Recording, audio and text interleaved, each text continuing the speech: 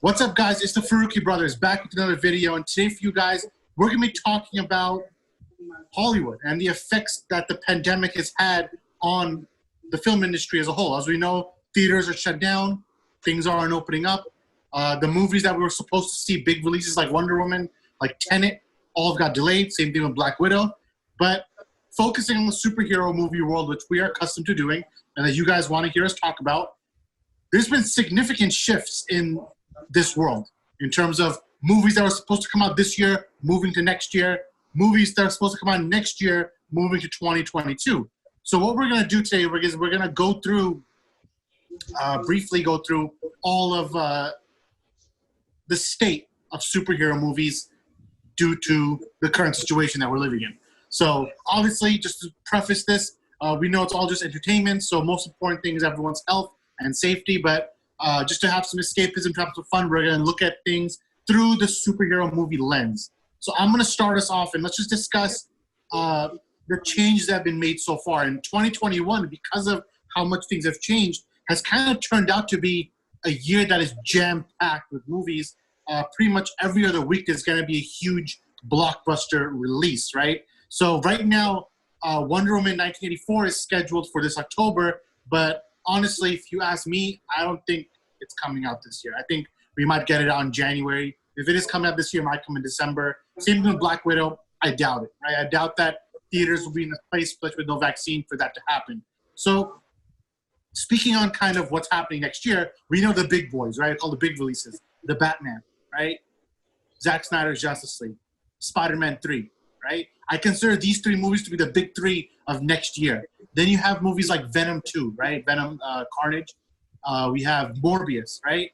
You got Shang-Chi, right? So you got a bunch of movies next year. Also, Eternal's also supposed to come out this year. I think I'll move to next year as well. So there's a lot of stuff that's moving in and out. So I'm going to start with Zion, and I'm going to say, between all these movies, which ones do you think are going to come out on top? And do you think that there's actually going to be an overload of superhero movies next year that people just aren't going to be showing up as much?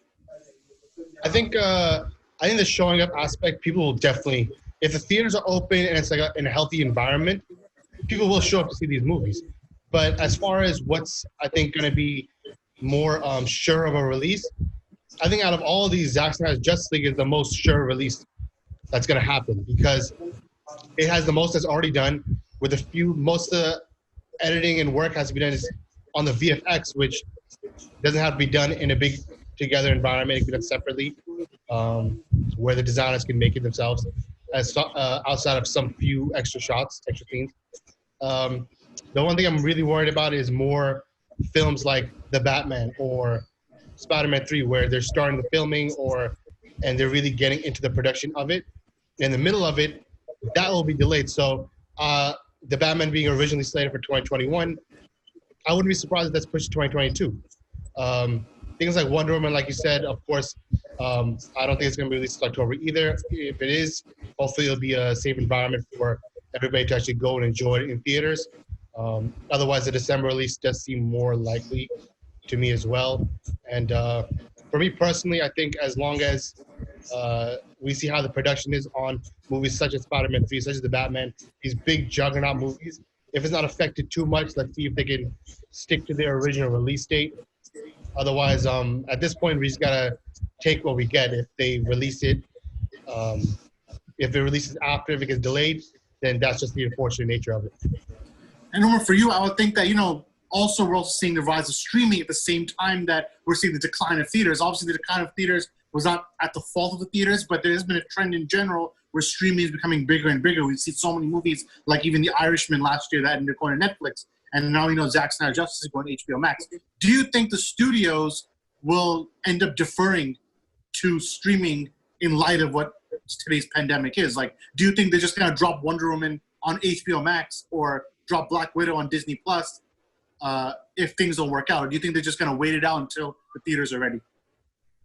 I think they're going to have to look at like a multiplicity of things, right? So the pandemic, they're going to see like, obviously how bad is it getting. They're going to look at like, okay, like, are we able to open theaters. I know in the United States it's a harder thing because the governors can open up their states, and people have tried and it's been bad. So it all depends.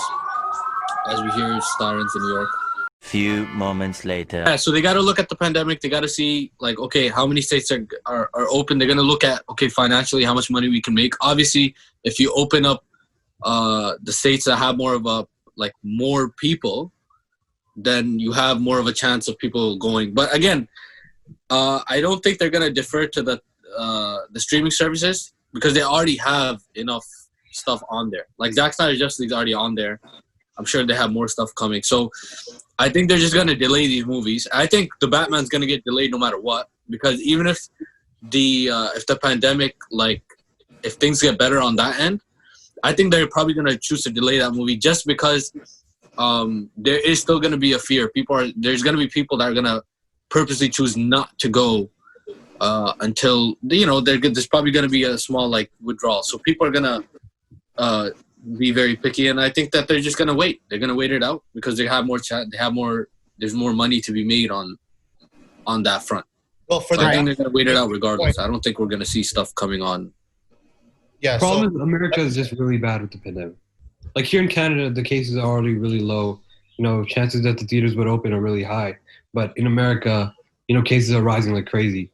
Yeah, and that the problem is that in America, this is kind of a sad thing. This is our country, but the Hollywood industry, movies, they're not going to open things until America opens them, right? So, yeah, Canada is kicking our ass in terms of who's ahead on the pandemic, who's closing up the cases and what might be. So, Samir, in that sense, would you want theaters to open just for you guys? Like, release the movies just for Canada and forget the States? Forget you guys. I mean, they don't even have HBO Max here yet, so theaters is the way. Wait, are theaters already open or they're not open yet? No, they're not. You can't. They're not. Okay, so, and here I think they're opening in some places, right? Some places open them, but Texas, you gotta come in I think Texas mask. opened up. Yeah, you can come in with the mask. You can come in with gloves. Well, they open January for a day, and case of gloves. Yeah, look. So listen, this is what I'm talking about. Until there's a vaccine, I don't think that movie theaters are going to open. If they do open, people are not going to show up, like in that sense. So I think the era of billion-dollar movies is done for at least the next 2 years. I don't think any movie is hitting $1 billion. Wonder Woman 84, no. Batman, no. Because not enough people will be showing up to make that kind of scale. That doesn't mean that movies still can't find their way on it, or like a Christopher Nolan, because, Christopher Nolan's a big proponent of theatrical releases. Tenet got delayed 1 million times.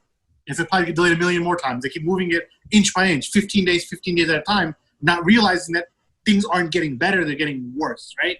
So it is what it is. It's one of those weird situations. But let's end it on a good note.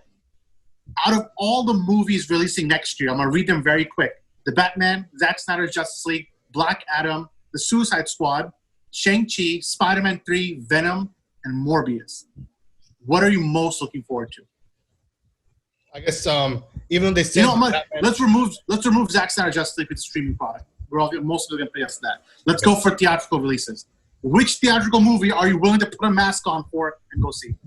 I think the only one that's worth it is the Batman. I mean, at least for me, that's the case. And they said that they're closing down all the outdoor scenes they can't shoot outside, but now they're building these elaborate sets to make it the same thing. So maybe it won't get delayed, maybe it will. We'll see. But otherwise, I'm still excited for that the most.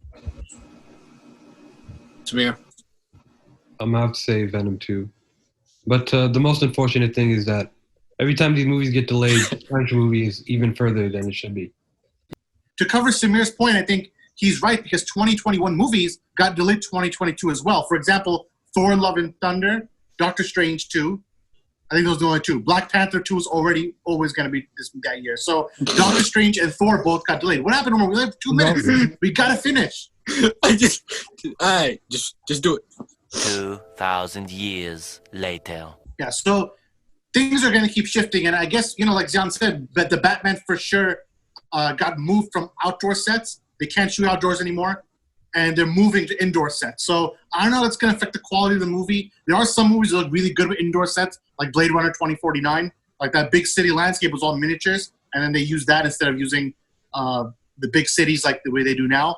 But we're going to see it. I hope, the truth is we're at a watershed moment in kind of history. So, of course, things like movies they're very small in the big scheme of things, but they're affected a lot as well. And we already saw a lot of movies like the Scooby-Doo movie that came out, like the Trolls movie. A couple of movies are straight up going to video on demand or going straight to streaming services. So it's going to be interesting to see what happens next.